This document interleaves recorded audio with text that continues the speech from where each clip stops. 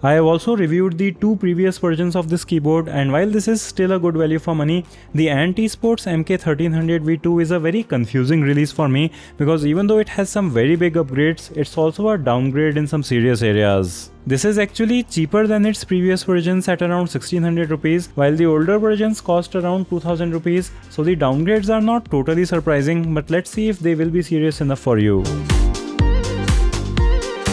This is a typical 60% keyboard which is small enough to be placed anywhere, and this makes it quite good for gaming, especially for a portable setup. And because this is a type C keyboard, you can also use it with your phone, tablet or any other device. Because you have less number of keys, you have to use the function keys and arrow keys while holding the FN key, but the good thing is that there are many shortcuts for media keys and other apps which you can also customize. You observe its first downgrade when you flip this keyboard, because the previous versions used to have nice rubber grips with dual foldable legs to adjust the angle of typing, while this new version just doesn't have it. The keycaps are made of double shot ABS plastic. They do have a nice shape and they let the RGB lights shine through. The per key RGB is the first upgrade that you will see, and it is a big deal. You are no longer stuck with the old Hindu-Muslim color scheme, and you have a variety of colored and reactive effects that you can cycle through and control their brightness and speed. I get really annoyed by fixed multicolor lighting keyboards, so I am happy to see that that is not the case anymore.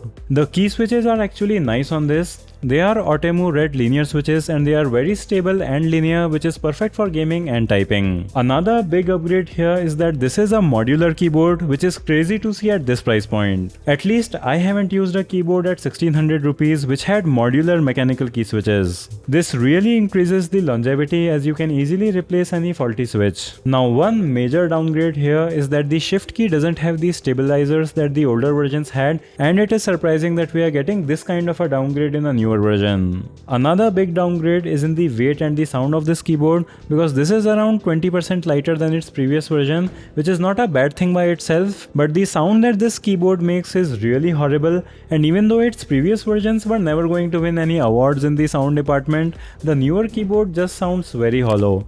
Do give this video a thumbs up if you are liking it so far.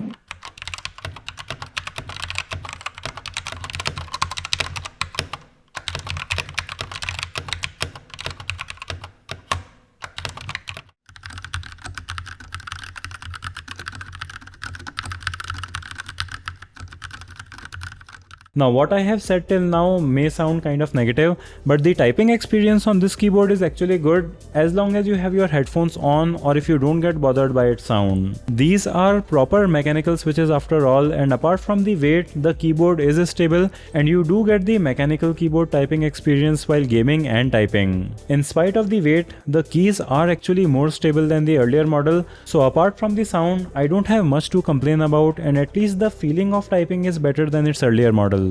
There's also a surprisingly good looking app that allows you to set different functions to the keys. It allows you to add macros and lets you customize the lighting, and it all works on a hardware level, which is totally awesome. So overall, at 1600 rupees, you're still getting a lot with this keyboard. The per key RGB and the modular key switches are a big deal in this price range, and I don't think that the people who buy this keyboard will be disappointed with its performance. That being said, I would have been totally fine with AntEsports keeping the price tag same and making this keyboard sound less horrible with foldable legs and stabilizers on the shift keys. A new version should be better than the previous version in all areas, and even though we have some big upgrades, the downgrades are also not minor. But at the end of the day, this is still a mechanical keyboard that feels good to type on, has good functionality along with the functional software, and ultimately these are more important factors than the sound, so for people who are on a limited budget, this will still do just fine. I'll have the links to check this out in the description. Give the video a thumbs up if you liked it. Feel free to share your thoughts in the comments. Thanks for watching, and I'll see you